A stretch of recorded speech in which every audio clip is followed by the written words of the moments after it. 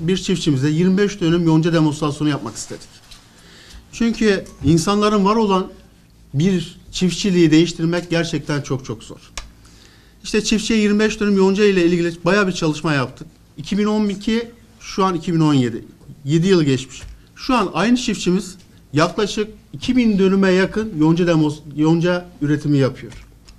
Potansiyel olarak baktığımızda Türkiye'de Şanlıurfa Ziraat Mühendislerinin çalışma şekline baktığımızda ilk 10 sıradayız.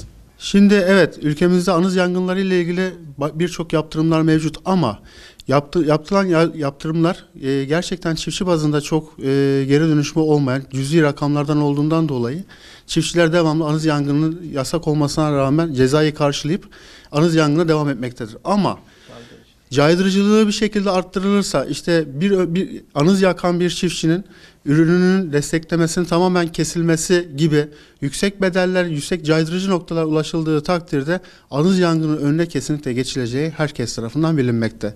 Sadece kanuni anlamında boşlukların yetersizliğinden ve caydırıcı olmadığından dolayı anız yangınlarımız devam etmektedir. Toprağımızın aslında toprak yapan toprağımızın ilk 1 santimidir. 1 santim toprağımızın varoluş süresine baktığımız zaman yaklaşık 100 yıl gibi, bir asır gibi bir zamana ihtiyacımız var.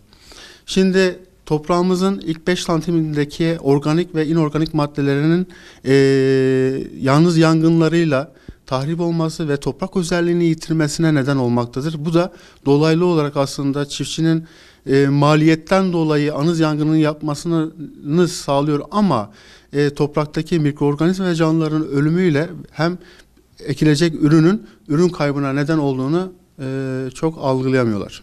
GAP Bölge Kalkınma İdaresi Bölge Müdürlüğü'nün ve Başkanlığımızın yürüttüğü GAP TEAP projesi kapsamında 2011 yılından bu yana halen GAP TEAP projesini yürütmekteyiz. Burada özellikle faaliyetlerimiz 9 il kapsamında yürütülmektedir. Ben Urfa ili ile ilgili bazı istatistik verilere değinmek isterim. 2011 yılından bu yana kadar 508 tane faaliyet gerçekleştirmişiz. 4022 tane tekerrürlü olmak şartıyla teknik elemana eğitim vermişiz. Tekerrür sayımız ise 1022 kişiyi oluşturmaktadır. Tabii bu eğitimlerimize baktığımız zaman gerek yurt içi gerek yurt dışı birçok konuda, spesifik konularda eğitimler vermişiz. Bizim asıl eğitimlerdeki asıl amacımız sahadaki yayın ve yayımcı arkadaşlarımızı, teknik elemanlara eğitildikten sonra daha sonra çiftçiye daha iyi hizmet, daha kaliteli hizmet sunabilmek kapsamında faaliyetleri yürütmekteyiz.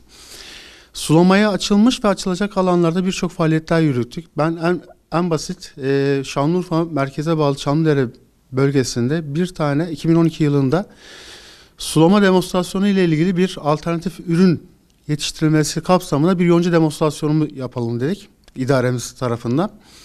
25 dönüm yonca demonstrasyonu yaparken alternatif bir ürünü çiftçilere sunmak gerçekten var olan bir olguyu, var olan bir düşünceyi değiştirmek imkansız olduğunu bir kez daha karşılaştık. 25 dönüm yonca demonstrasyonu gerçekleştirmek gerçekten bizim çok zor oldu. Çiftçiye bu sefer demonstrasyon kapsamında gerekli tüm girdilere idaremiz tarafından karşılandı. Şu an maddi değeri belki 200 bin civarındaki sulama sistemini dahi verdik. Şu an çiftçimiz yoncadaki ürün desenini ve farkındalığı görerek arazi kiralayarak şu an yaklaşık 1000-1200 dönüme yakın yonca demonstrasyonu yapıyor yıllardır.